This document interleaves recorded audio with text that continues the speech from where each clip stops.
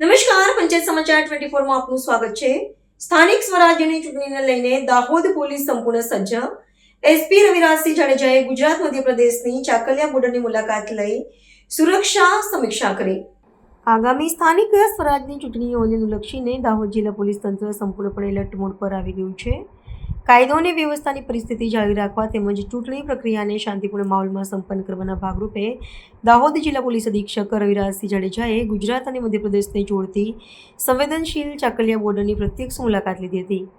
આ ઓચિંતી અને વ્યૂહાત્મક મુલાકાત દરમિયાન તેમણે સરહદી વિસ્તારોની સુરક્ષા વ્યવસ્થાનો વાસ્તવિક તાગ મેળવ્યો હતો। ચૂંટણીના સંવેદનશીલ સમયગાળા દરમિયાન આંતરરાજ્ય સરહદો પરથી ગેરકાયદેસર પ્રવૃત્તિઓ, દારૂની હેરાફેરી કે અસામાજિક તત્વોની ઘૂસણખોરીને ડામવા માટે ચાકલિયા ચેકપોસ્ટની સુરક્ષા અત્યંત મહત્વપૂર્ણ બની રહી છે। પોલીસ અધિક્ષક રવિરાજસિંહ જાડેજાએ સરહદ પર ફરજ બજાવતા પોલીસ અધિકારીઓ અને જવાનો સાથે સીધો સંવાદ સાધીને સુરક્ષા વધુ સઘન બનાવવા અંગે જરૂરી સૂચનાઓ અને માર્ગદર્શન પૂરું પાડ્યું હતું।